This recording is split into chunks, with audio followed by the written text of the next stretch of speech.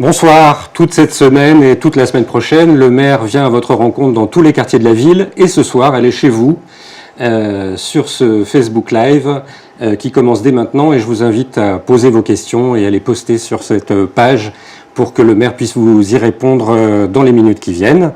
Bonsoir Marie-Hélène Amiable. Bonsoir. Merci de nous accueillir dans votre bureau de l'Hôtel de Ville. Je crois que c'est presque la 10e rencontre numérique qu'on a ensemble. Et puis, je vous propose tout de suite de vous poser la première question qui nous est arrivée par email cet après-midi. D'ores et déjà, donc. D'ores et déjà. C'est Laurent Boineau, qui manifestement est un jeune papa qui habite dans le quartier sud, qui nous écrit et qui vous demande « Avez-vous prévu de remplacer la boule manquante dans le parc enfant de la rue des Tertres et de retirer ces barrières qui gâchent tout ? De plus, ce parc est assez vide.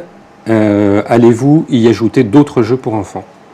Alors, en fait, ces boules qui étaient en fait des jeux qui avaient été réalisés donc, par un paysagiste dans le cadre de l'opération de renouvellement urbain, donc ont été vandalisées.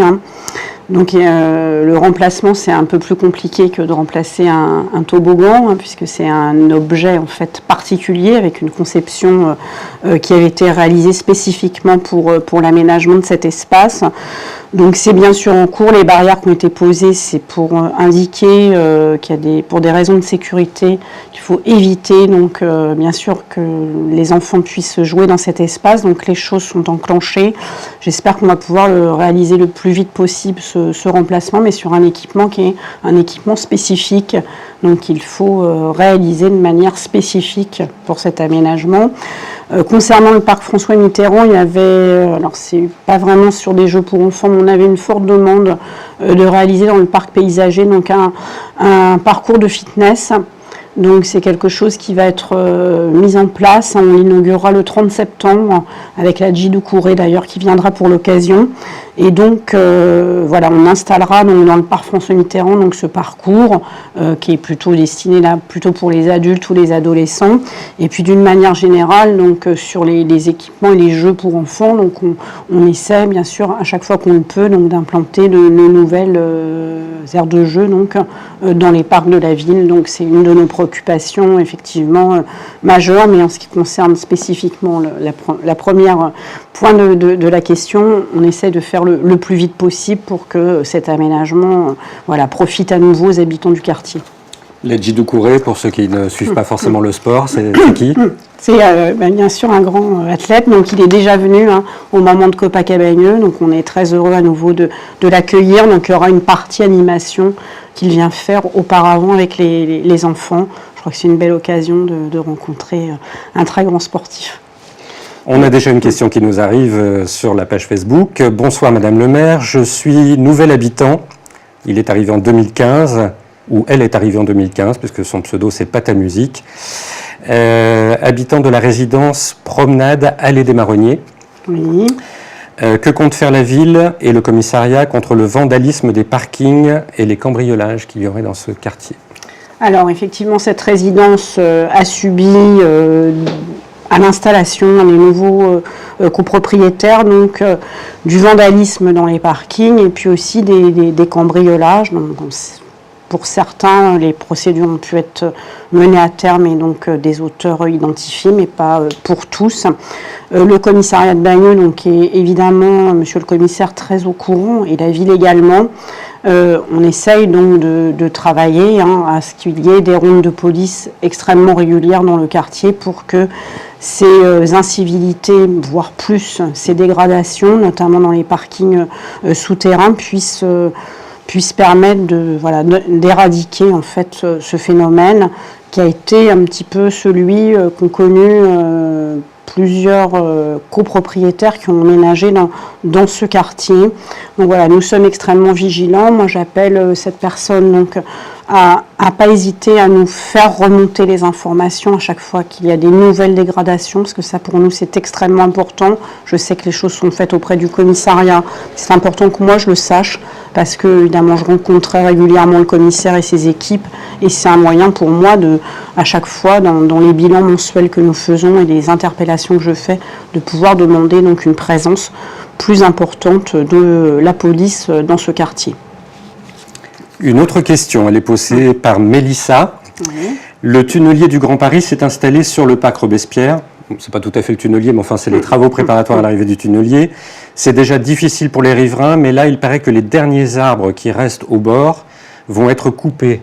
Est-ce que c'est vrai? Et elle estime que ce serait vraiment trop que ces arbres soient coupés. Donc, il y a eu de l'émotion dans le quartier cet été, puisque sur le chantier de la Société du Grand Paris, qui a installé donc, le puits de tunnelier et les travaux préparatoires sont en cours sur le parc Robespierre, il y a eu une demande de l'entreprise qui est concessionnaire pour la Société du Grand Paris, donc le groupe Vinci, d'étendre un peu l'emprise et donc en fait le long de la tannerie, de la résidence de la tannerie, nous avons demandé à stopper donc ce qui était prévu, et donc maintenant j'ai l'accord de la Société du Grand Paris, du groupe Vinci, pour que ne touche pas ce périmètre, donc il n'y aura pas d'extension supplémentaire du chantier sur le parc Robespierre.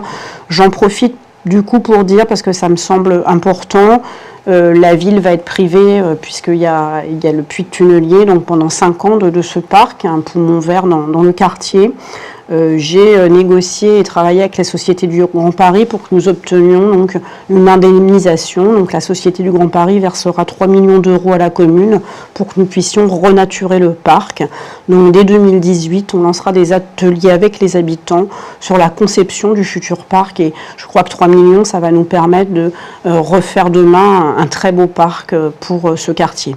C'est le double de ce que la SGP avait prévu au départ. Au début, on était sur une somme 2 fois moins importante. Donc je suis plutôt satisfaite de cette négociation. Ça me semblait important. Il y a un préjudice pour les habitants et puis il y a besoin pour la ville d'avoir les moyens de le renaturer de très bonne manière.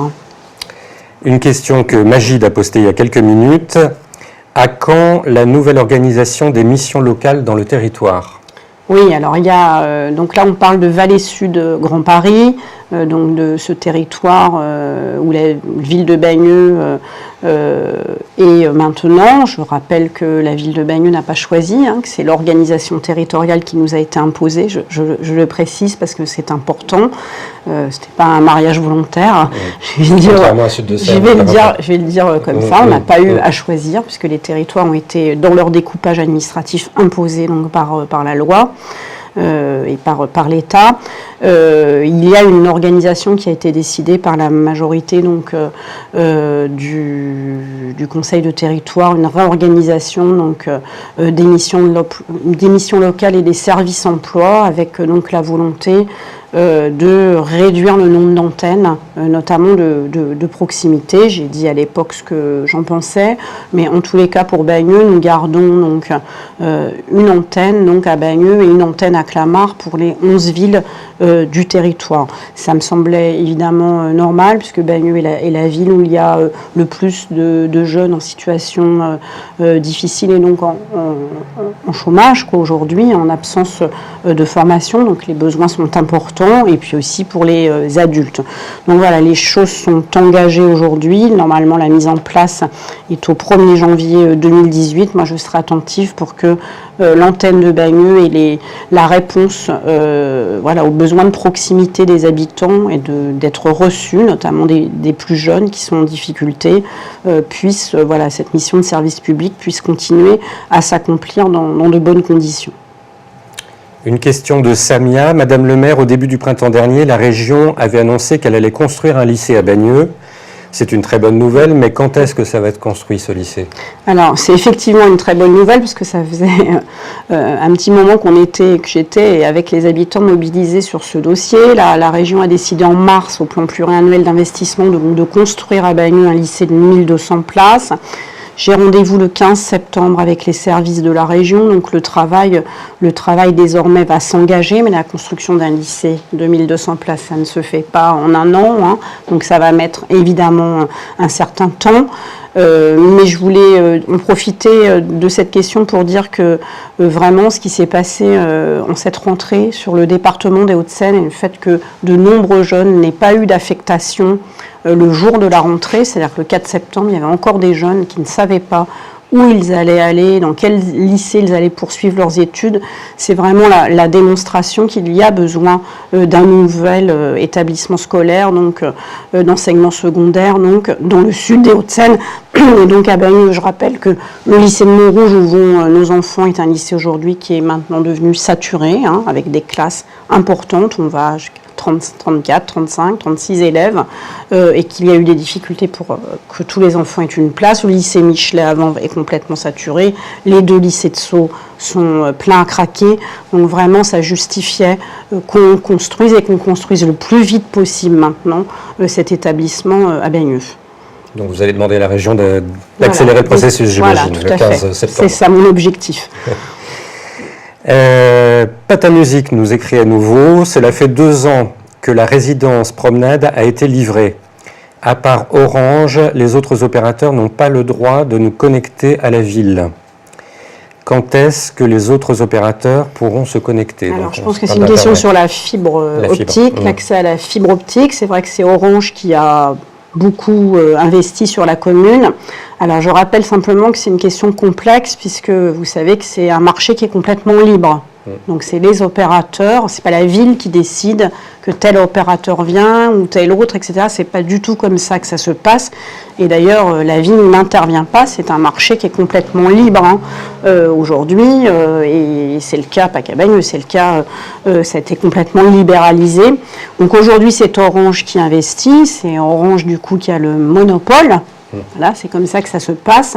Et donc, c'est effectivement compliqué pour les habitants qui sont chez un autre opérateur. Notamment, souvent, j'ai des questions sur Free. Je ne vais pas donner mais Free est moins cher qu'Orange, et donc on ne peut pas y accéder. Ça ne dépend pas donc de la commune.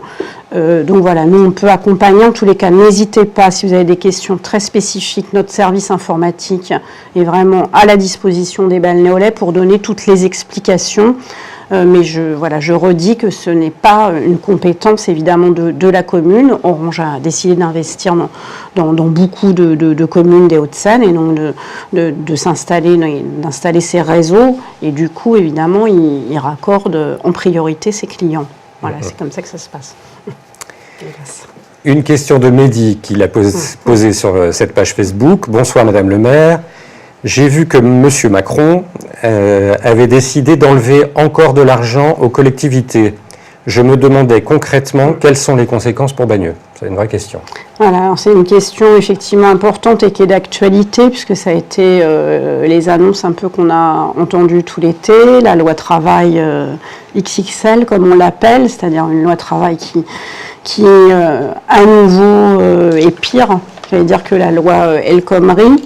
Dans les mauvaises nouvelles, il y a la baisse des APL de 5 € minimum, peut-être plus pour ceux qui en bénéficient. C'est l'aide au logement pour ceux qui en ont besoin. J'entendais que le président disait je demande aux propriétaires de baisser les loyers. Mais enfin, il ne suffit pas de demander. Avant de baisser l'APL, si on veut baisser les loyers, faut les encadrer. Moi, je ne connais pas d'autres solutions. Je ne suis pas sûre que les propriétaires vont d'eux-mêmes baisser les loyers. Et puis, donc bien sûr, il y a eu cette annonce sur on va demander à nouveau aux collectivités un effort de 13 milliards d'euros sur 5 ans, ce qui est extrêmement important.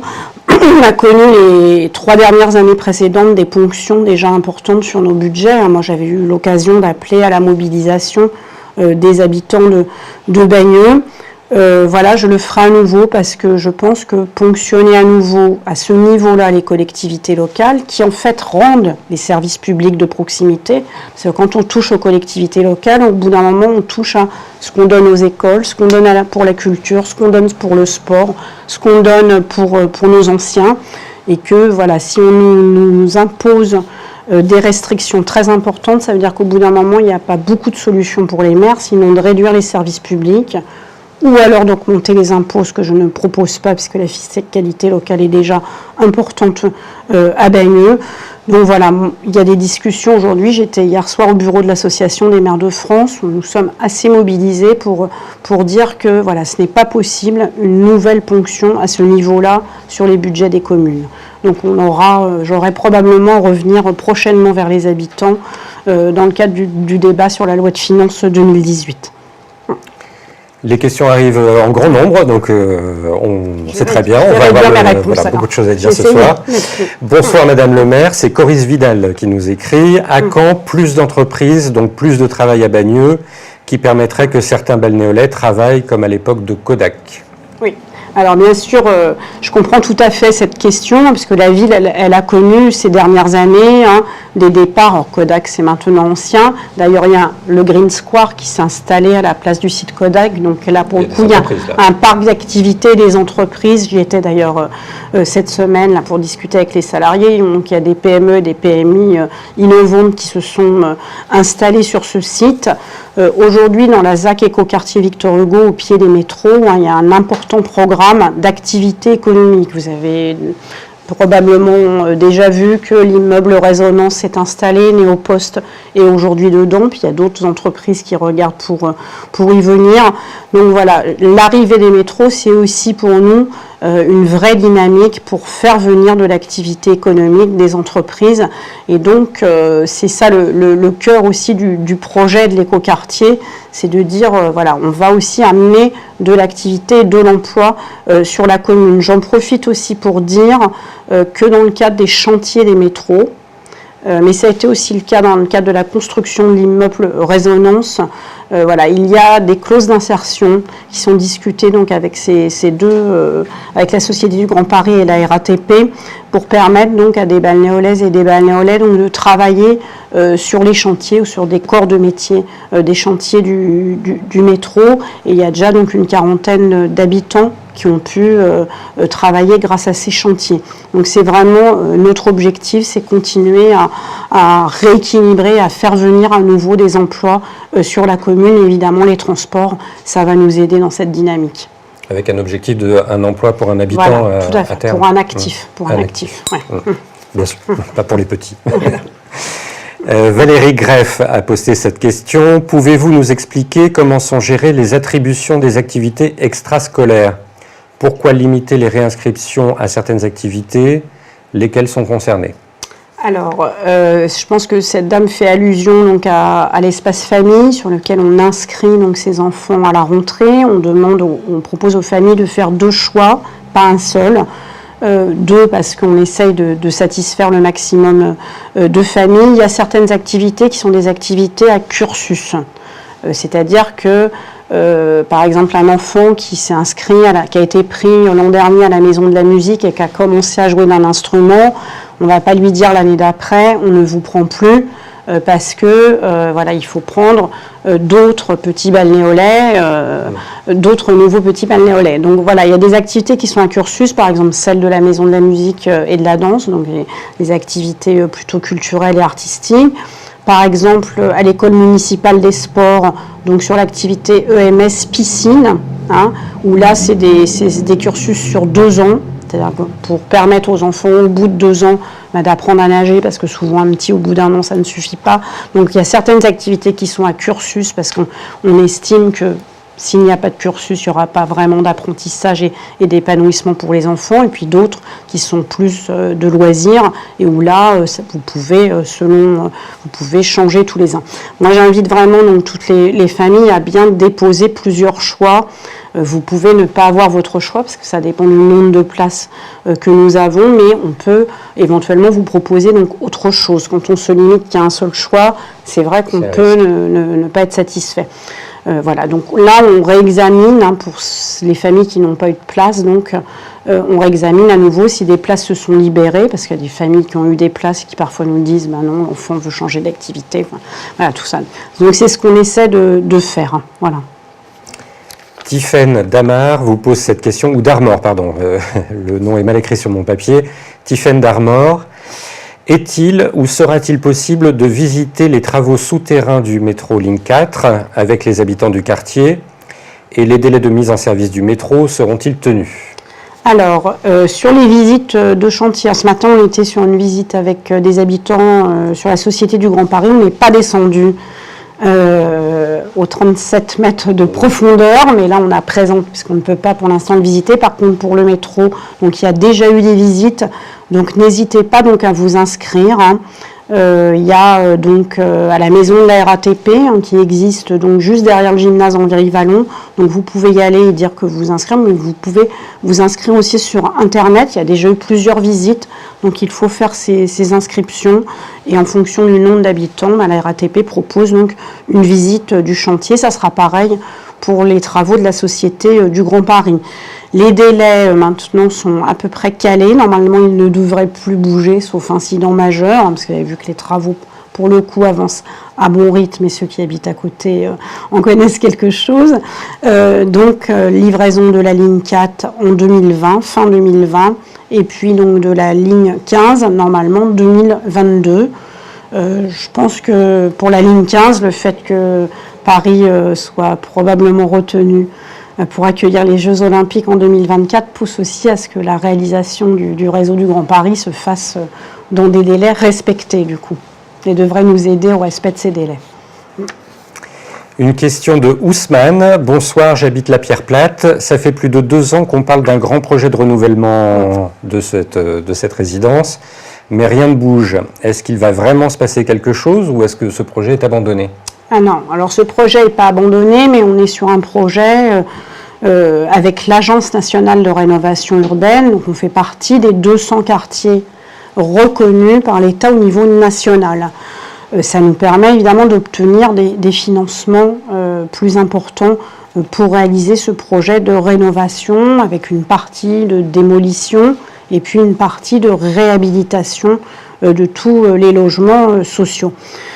J'avais eu l'occasion, je crois que c'était le 5 juillet, d'aller représenter à nouveau aux habitants où nous en étions. Donc nous avons présenté notre dossier en février dernier à l'Agence nationale de rénovation urbaine. Et en gros, on a eu un accord sur notre projet avec simplement une demande de l'Agence nationale de rénovation urbaine de travailler sur 3 scénarios sur la barre de Bussy, ce que nous sommes en train de faire actuellement. Donc les choses avancent, on doit bientôt signer la convention avec tous les partenaires, mais ce sont des processus effectivement assez longs sur le temps du quotidien des habitants et dont j'ai bien conscience. Donc les choses avancent. Ensuite, il y aura de mise en place pour les habitants donc ce qu'on appelle une mousse relogement, c'est-à-dire que les habitants sont tous reçus un par un. Ils avaient déjà été enquêtés, ceux qui doivent être relogés, sur leurs souhaits, pour leur faire donc des propositions donc de relogement. Donc les choses avancent, je sais que c'est long, mais elles avancent voilà, à un rythme, je préférerais que ça aille plus vite, mais il y a des délais incontournables avec les partenaires et qu'on se doit de respecter. Donc on fait avancer le projet aussi vite que nous le pouvons. Les premiers relogements, on a une idée de quand ils doivent intervenir ou pas ? J'espère que début 2018, ça sera le cas. Une question de David Boisquet. Comptez-vous détruire aussi les immeubles de l'avenue Henri Barbus en face de l'école Joliot-Curie, car ils sont vieux et vétustes, et si oui, quand ? Alors, je pense que cette personne parle de Marcel Lotz, à mon avis, puisque c'est ces immeubles-là que je vois vieux et pas en très bon état. Alors, pour l'instant, il n'y a pas de décision de démolir du tout ces immeubles. On ne peut pas faire tout en même temps. Voilà, je comprends le souhait éventuellement des locataires, parce que c'est des logements qui ne sont pas très confortables, pas bien isolés, avec des dépenses électriques importantes. Donc il y aura soit besoin d'une rénovation extrêmement importante, soit besoin d'une autre requalification. Mais aujourd'hui, elle n'est pas à l'ordre du jour. Je comprends la volonté, mais voilà, je dis on ne peut pas non plus faire tous les projets en même temps. Il faut pouvoir les mener à terme et de bonne manière et un peu dans un ordre, dans un certain ordre. Là, on est évidemment sur le quartier de la Pierre Plate, ce qui ne veut pas dire qu'en attendant, cet immeuble doit être entretenu par le bailleur et que le minimum de travaux doit être fait pour qu'on puisse continuer à y vivre dans des conditions décentes. Pour celles et ceux qui rencontrent des problèmes techniques, d'après c'est un message que nous envoient nos collègues qui sont en coulisses, les rediffusions seront postées sur la page Facebook. Il semblerait que la réception ne soit pas toujours très bonne. Amy Tarabat nous envoie cette question. Quand est-ce que la réforme sur les rythmes scolaires changera à Bagneux ? Alors effectivement, il y a d'abord Le gouvernement a sorti son décret fin juin en disant qu'il y avait une possibilité que les communes reviennent à 4 jours. D'abord, je voudrais dire que c'est extrêmement fatigant, enfin pour le maire que je suis, mais aussi pour les parents, les enseignants, de devoir changer de réforme extrêmement régulièrement, sans voir finalement s'il y a des bénéfices à celles qu'on met en place. Donc on ferait bien d'abord d'évaluer ce qu'on fait avant de réformer en permanence, sans qu'on puisse en fait juger de la pertinence de ce qu'on a fait ou pas. Moi donc j'ai dit à la fin de l'année scolaire, on ne va pas changer du jour au lendemain parce que ça change l'organisation du travail des animateurs, qui aujourd'hui des associations avec lesquelles on travaille, hein, voilà, parce qu'il y a aussi des gens qui aujourd'hui sont payés, salariés dans le cadre d'étapes. Deuxièmement, ça rechange à nouveau l'organisation familiale. Donc il y a besoin de concerter tout le monde de bonne manière. On l'avait fait pour installer les nouveaux rythmes. On ne va pas tout défaire en deux jours à la va-vite. Donc nous ferons une concertation à l'automne des familles, des enseignants et des animateurs pour aboutir donc à une décision pour la rentrée prochaine. Question de Maymouna. Madame le maire, en 10 ans, c'est la première fois que j'ai des punaises de lit, problème qui apparemment devient un petit peu récurrent. Apparemment, c'est répandu. Quelle solution avez-vous? C'est invivable d'avoir des punaises de lit chez soi. Alors, tout à fait. C'est une question sur laquelle on est maintenant alerté, notre commune. C'est pas qu'à Bagneux, hein, c'est quelque chose qui est devenu extrêmement fréquent. Il y en a dans toute la région parisienne. D'abord, la première chose, c'est que on veut donc travailler avec les bailleurs pour qu'il y ait une intervention donc efficace et une prise en charge par les bailleurs de ces phénomènes. Parce que aujourd'hui, ce n'est pas le cas. Autant les bailleurs ont à charge tout ce qui est la dératisation, la décafardisation. Pour les punaises de lit, ce n'est pas le cas aujourd'hui. Donc souvent, les bailleurs ou les propriétaires demandent aux locataires de payer. Et c'est des sommes, une intervention, ça coûte entre 450 et 500 euros. Et parfois, il faut en faire plusieurs. Et donc, évidemment, c'est extrêmement coûteux pour le budget familial.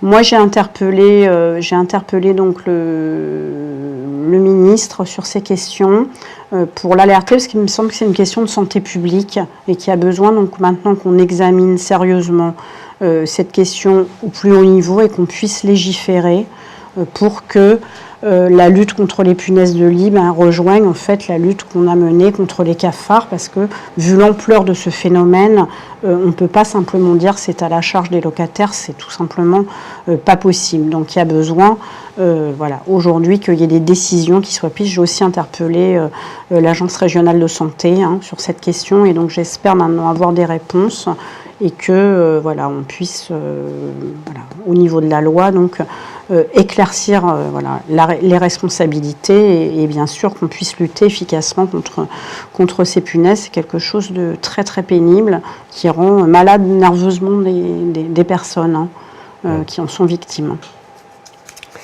Une question de Malika. Il n'y a pas assez de commerce à Bagneux. Que comptez-vous faire parce que ça manque vraiment, les commerces? Alors d'abord, Malika a raison, il n'y a pas assez de commerce à Bagneux. Il y a des commerces à Bagneux, mais peut-être qu'elle veut dire qu'il n'y a pas assez de commerce diversifié ou de qualité ou comme elle l'attend. Et c'est une vraie problématique pour nous. Ce que je voudrais dire, c'est que c'est quelque chose de en même temps complexe, qui n'est pas une compétence de la commune. Le commerce, il s'installe de manière libre. Aujourd'hui, c'est pas la ville qui décide de mettre tel ou tel commerce, etc. Ça ne se passe pas comme ça. La ville n'a pas de locaux commerciaux et ne commercialise pas de locaux commerciaux. Notre action à nous, elle est de pouvoir à nouveau développer des pôles de mixité dans le commerce. Et évidemment, au pied des métros, il y aura une zone commerciale importante. Je pense que ça apportera demain de la qualité et de la diversité qu'attendent de nombreux habitants. On est aussi, bien sûr, on intervient pour aider, par exemple, des porteurs de projets, des personnes qui ont des projets d'implantation, et s'ils sont qualitatifs, bien sûr, et pouvoir les accompagner à trouver un local commercial. Il y a beaucoup de locaux commerciaux à Bagneux qui sont propriétés de bailleurs de logements sociaux. Donc on travaille aussi à essayer des implantations nouvelles, comme c'est le cas par exemple en centre-ville, où il y a des nouveaux commerces qui vont venir s'installer. Donc c'est vraiment une préoccupation pour nous. J'en profite pour dire que concernant les marchés, c'est une question importante, je ne sais pas si elle est posée par la suite, mais du coup j'en profite pour dire que le marché village, vous savez, j'avais dit qu'on voulait le redynamiser à partir du 30 septembre, donc du samedi 30 septembre au matin. Donc le marché village s'installera sur la rue de la République et une partie sur la place d'Ampierre. Et ça sera donc un marché du samedi matin où nous pensons que nous aurons évidemment plus de commerçants et aussi plus de clients pour ne pas laisser mourir notre marché village. Et puis également dire que sur le marché Léo Ferré, à partir de 2018, mais on viendra en parler jeudi et dimanche prochain là, sur le marché, on va donc complètement réhabiliter la halle du marché, la place du marché Léo Ferré qui a besoin d'être réorganisé, mais aussi d'être accueilli dans de meilleures conditions qu'aujourd'hui. Alors, une question qui ne porte pas sur le même immeuble, mais qui rejoint une question qu'on a déjà eue. Elle est posée par M. Georges Zakia. Bonsoir, je souhaite savoir si l'immeuble du 27-29 avenue Louis Pasteur sera rénové. 27-29 avenue Louis Pasteur, c'est un... Je pense que c'est... Oui. Bah écoutez, je vais dire franchement, je ne suis pas capable de répondre à cette question parce que je n'identifie pas tout à fait à quel bailleur il appartient. Mais voilà, on peut... Enfin, en tous les cas, nous, on travaille avec les bailleurs de logements sociaux pour leur demander de réhabiliter leur résidence. Donc, c'est vraiment quelque chose sur lequel moi, je pousse pour qu'il y ait des réhabilitations importantes, notamment de logements qui ont souvent été construits dans les années 60, 70 ou même 80 et qui ont besoin donc d'intervention. D'ailleurs, il y a plusieurs résidences à Bagneux de logements sociaux qui sont en cours de réhabilitation. C'est quand même assez important. Donc on regardera pour celle-ci. Mais voilà, c'est vraiment notre volonté, nous.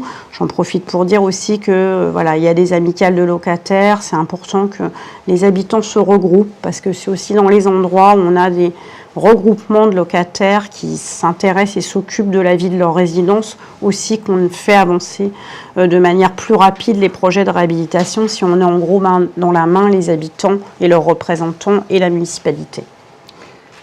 Alors, on me dit que c'est Domaxis qui est le bailleur en question. Je pensais que c'était Domaxis, donc voilà, tout à fait. Donc, pour l'instant, ce n'est pas prévu. Je n'ai pas reçu de proposition de Domaxis sur cet immeuble, mais j'entends la préoccupation et donc on en parlera bien sûr avec eux. Il y a aussi un groupe d'habitants qui travaille à une meilleure communication entre les bailleurs et les résidents, je crois. Tout à fait. Suite au groupe hashtag qu'on avait fait, avec un groupe d'habitants, donc travaille à établir une charte de relations entre les locataires et les habitants, parce qu'il y a beaucoup d'habitants qui nous disent que voilà, les relations sont un peu dégradées avec leurs bailleurs, ou parce qu'ils n'ont pas de réponse, parce que les processus sont trop longs pour régler parfois des broutilles, ce que j'estime des broutilles, une ampoule qui ne fonctionne plus. Je ne pense pas normal qu'il y ait besoin que le maire intervienne pour remplacer une ampoule dans une cage d'escalier à quelque chose qui ne fonctionne pas. Donc ça, c'est extrêmement important que les locataires soient respectés.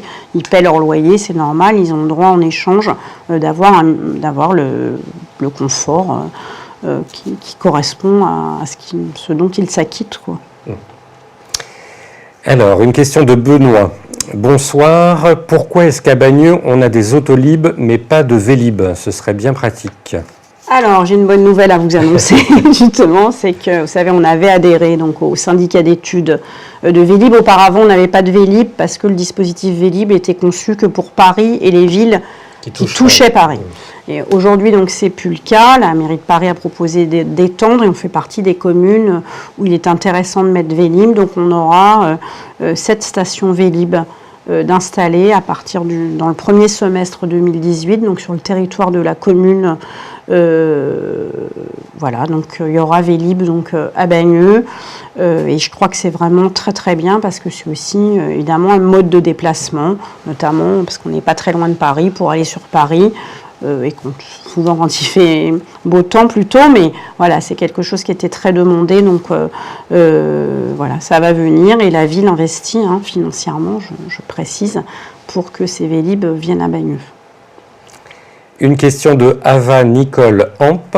Bonsoir Madame le maire, je vis dans un logement qui n'est pas adapté à mon handicap. J'ai une demande de logement social, mais c'est très long. Pourtant, le handicap est peut-être un critère prioritaire. Fait partie d'un des critères d'attribution prioritaire. Je ne sais pas depuis combien de temps cette dame a une demande. Ce qui est sûr, c'est qu'il y a beaucoup de demandeurs à Bagneux, enfin pas qu'à Bagneux, il y en a... il y en a 500 000 en Ile-de-France maintenant, à Bagneux il y en a 3 000, et pourtant il y a beaucoup de logements sociaux sur la commune, donc on ne peut pas nous reprocher qu'il n'y en ait pas, parce que pour le coup là il y en a, mais il y a un tel embouteillage en fait dans le logement social que effectivement les délais sont extrêmement longs. La ville n'attribue que sur son contingent, le contingent de la ville, qui est selon les résidences entre 15 et 20%, je précise. Il y a 30% de contingent préfectoral et puis le reste du contingent d'Action Logement, c'est-à-dire les entreprises qui relogent leurs salariés. Donc voilà, si normalement le handicap fait partie des priorités, on essaie d'y travailler, mais il faut trouver aussi des logements qui soient adaptés au handicap. Et c'est aussi une des difficultés, parce que les logements sociaux qui ont été construits en gros dans les années 60, 70, 80, tout ça, ne sont pas adaptés aujourd'hui. Contrairement, aujourd'hui c'est une obligation dans le neuf, ce n'était pas une obligation à l'époque, et donc il faut aussi trouver des logements souvent avec ascenseur, avec des portes qui permettent évidemment de faire éventuellement, si c'est le cas, entrer un fauteuil, etc. Et donc c'est pas forcément toujours facile de trouver l'offre par rapport à la demande. Il faut que cette dame elle retourne au service habitat, et donc le handicap fait partie de nos priorités d'attribution. Une question de Julie. J'ai une amie qui vit dans une ville où les enfants... on a répondu à cette question, c'est sur la semaine de 4 jours ou 4 jours et demi, donc je ne la repose pas. Une question d'Adrien. Madame le maire, la ville est vraiment sale malgré les passages des services. Il y a des encombrants tout le temps. Qu'allez-vous faire ? Alors, c'est une question extrêmement importante et moi j'y suis extrêmement sensible également, parce que je trouve ça insupportable. Parce que, notamment parce qu'il y a des incivilités, et c'est ce que dit cette personne en disant en gros la ville fait le travail, les services passent, mais souvent c'est à nouveau dégradé le lendemain. Par exemple, il y a un jour de collecte par mois pour collecter les encombrants. Je le redis aux habitants, malgré qu'ils le payent déjà dans leurs impôts, ce ramassage, nous sommes obligés tous les jours donc, de mettre un camion dans la ville qui circule avec des employés qui ramassent des encombrants qui ont été déposés de mauvaise manière. Je rappelle qu'il y a une déchetterie qui est disponible aussi, donc il faut utiliser les services qui sont disponibles et arrêter donc, de dégrader la ville. C'est le fait d'une minorité d'habitants. Mais c'est vraiment quelque chose qui revient extrêmement, de manière extrêmement récurrente et qui, je trouve, rend la vie des habitants désagréable. On a tous envie de se promener dans un endroit, où on se sent bien, et pour se sentir bien, la propreté est un élément important. On a travaillé tout au long de l'année avec un groupe d'habitants. Nous ferons, je crois que c'est le 7 octobre, le samedi 7 octobre au matin. Donc nous ferons une journée citoyenne de nettoyage de la ville. On demandera aux habitants de descendre pour sensibiliser. Notre objectif, c'est de sensibiliser l'ensemble des habitants au fait que si on agit tous ensemble, on peut vraiment résorber ce phénomène, parce qu'on ne peut pas nous rajouter sans arrêt des moyens qui coûtent quand même aux habitants. Il faut qu'il y ait un effort donc partagé et collectif, et puis il faut réprimer quand c'est nécessaire de le faire, et donc nous appliquerons des amendes pour essayer donc d'attraper, c'est ce que je veux dire comme ça, mais en tous les cas de dissuader donc ceux qui ne respectent pas le bien commun. C'est combien l'amende en cas de dépôt sauvage ? On n'a pas encore fixé le montant, mais on essaiera que ce soit un montant dissuasif. Pata Musique nous écrit une nouvelle fois, elle est très présente ce soir sur notre page Facebook. Merci. Pouvons-nous avoir un équivalent du studio de la chaufferie dans le sud de Bagneux pour favoriser la culture? Alors, c'est une bonne... D'ailleurs, Pâte à musique, c'est quelqu'un qui doit faire de la musique, je pense. Non, là, je ne vais pas vous dire qu'on va faire d'autres studios de musique. On a la chance d'avoir des studios de musique. La chaufferie à Bagneux, il y a plein de villes de 40 000 habitants qui n'ont pas ces studios de musique. Je ne vais pas m'engager sur quelque chose qui est financièrement coûteux et qui n'est pas dans le programme municipal. On a aussi des équipements culturels importants. Le dernier qu'on a livré en partenariat avec le plus petit cirque du monde, qui est cette école de cirque dans le sud de la ville. Donc voilà, on a 6 équipements culturels en comptant donc les studios de musique. Voilà, je pense qu'il faut continuer à entretenir cela. Il y a certains où il y a des travaux importants à faire, comme le théâtre Victor Hugo. Donc voilà, je pense qu'on ne rajoutera pas de dépenses supplémentaires simplement parce qu'on n'en a pas les moyens, quoi. Bon, Pâte à musique, il faut continuer à aller dans le nord de la ville, au studio de la chaufferie. Ouais. Jérôme Émile nous écrit « La venue de Ladji Doucouré est une bonne chose pour l'image de la ville. Il faut, à mon avis, faire plus pour le sport de haut niveau. Je parle pour le club des Tigres de Bagneux Futsal. » Oui, alors on a une équipe effectivement de futsal sur la commune, qui est une équipe de bon niveau et qu'on essaie d'accompagner le mieux possible. Je pense que la demande, elle a trait évidemment à plus de créneaux dans les équipements sportifs. Elle a trait aussi évidemment aux aspects financiers en direction des associations et des clubs sportifs de la commune. On essaie d'accompagner le mieux possible et je pense que c'est important que ce club de futsal soit soutenu au niveau qui doit l'être. On essaie donc de faire plus. On a déjà fait plus au fil des années en termes de subventions de créneaux. Bien sûr, il faut que tout le monde aussi, puisqu'on a aussi le COMB avec 27 sections sportives, on a une ville quand même très dynamique en matière sportive.